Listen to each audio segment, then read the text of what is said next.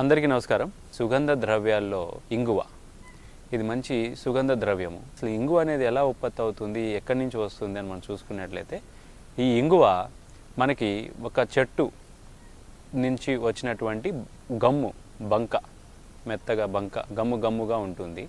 ఇది ఇంగువ చెట్టు అనే ఒక చెట్టు నుంచే ఆ ఏరు నుంచి కానీ ఆ యొక్క కాండం నుంచి కానీ వచ్చినటువంటి గమ్ముని మన వాళ్ళు సేకరించి, అయితే ఈ ఇంగువ వల్ల ఉపయోగాలు ఏంటి, మన ఆరోగ్య ప్రయోజనాలు, వంటల్లో వేయటం వల్ల మనకు వచ్చే ఉపయోగం ఏంటి అని చూసుకున్నట్లయితే ఈ ఇంగువని వాడుకొని మన వాళ్ళు కడుపులో నొప్పిని కానీ, ఉబ్బసం, అజీర్తి సమస్యలను కానీ, మరియు జీర్ణ వ్యవస్థలో ఎటువంటి సమస్యనైనా సరే ఇంగువ ఈజీగా సునాయాసంగా పరిష్కరిస్తుందని చెప్పేసి మన వాళ్ళు నమ్మేవారు.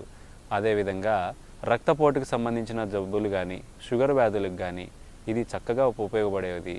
అదేవిధంగా బాలింతలు డెలివరీ అనంతరం వచ్చేటువంటి నొప్పులకి ఈ ఇంగువని మరియు బెల్లం కలిపి ఉండలు చేసి తినిపిస్తూ ఉండేవాళ్ళు. ఈ తినిపించడం వల్ల వాళ్ళకి ఆ నొప్పులు తగ్గడమే కాకుండా శరీరం అంతా కూడా శుద్ధి అయ్యేది.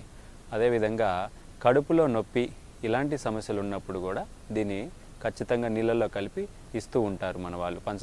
పంచదార నీళ్ళు ఇంత ఇంగువ వేసి తాపేవాళ్ళు, ఖచ్చితంగా తగ్గిపోయేది.